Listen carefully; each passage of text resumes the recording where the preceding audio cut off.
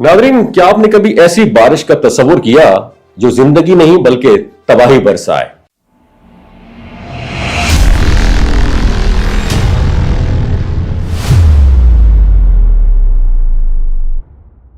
ऐसी बारिश जो जमीन को सैराब नहीं करती बल्कि जलाकर राख कर देती है। ऐसी बारिश जिसके कतरे पानी नहीं बल्कि तेजाब बन चुके हों।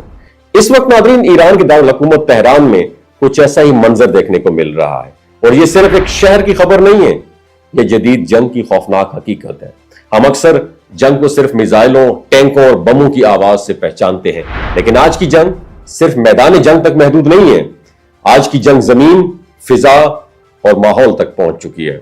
तेहरान में हालिया फिजाई हमले के बाद बहुत बड़े ऑयल डिपो और रिफाइनरीज को टारगेट किया गया और इन हमलों के बाद तेल से भरे हुए टैंक है ना, आग के गोलों की तरह फटने लग गए हैं।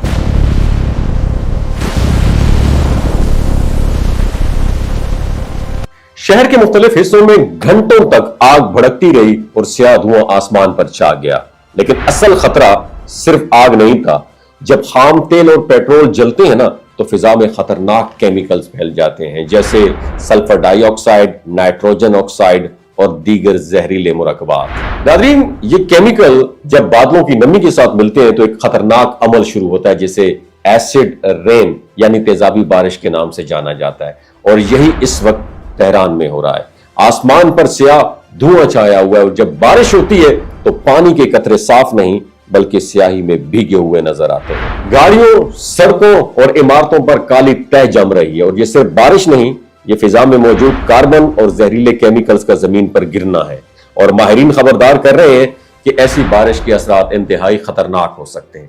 अगर यह पानी जिल्द पर पड़ जाए तो केमिकल बर्न यानी जलने जैसी कैफियत पैदा हो सकती है।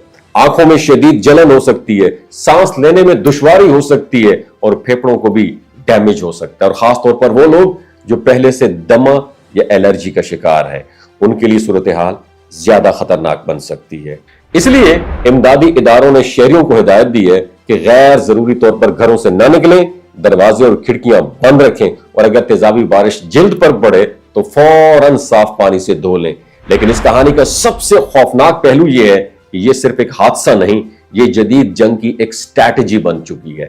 आज की जंग में सिर्फ फौज को निशाना नहीं बनाया जाता बल्कि दुश्मन की तवानाई, पानी, इंडस्ट्री और माहौल को भी तबाह किया जाता है। और जब ऑयल रिफाइनरीज, पानी के प्लांट्स और सनती मराकज तबाह होते हैं तो सिर्फ एक धमाका नहीं होता बल्कि पूरा शहर माहौलियात और सेहत के डिजास्टर में डूब जाता है। और यही वजह है इस जंग में कोई भी जीतता हुआ नजर नहीं आता, ना अमेरिका, न इजराइल, न मशरिक वुस्ता, न ईरान, क्योंकि इस जंग में असल शिकस्त इंसानियत को हो रही है। और आखिर में एक सवाल छोड़ता हूं, जब आसमान से बारिश नहीं बल्कि जहर बरसने लगे, जब शहर मैदान जंग बन जाए और जब मासूम लोग इस तबाही के बीच में खड़े हो जाएं, तो फिर जीत किसकी होती है? अगर आपको ये मालूमात अहम लगे तो इस वीडियो को जरूर शेयर कीजिएगा, क्योंकि बाज़ औक़ात सबसे बड़ी जंग हथियारों से नहीं, सच्चाई बताने से लड़ी जाती है।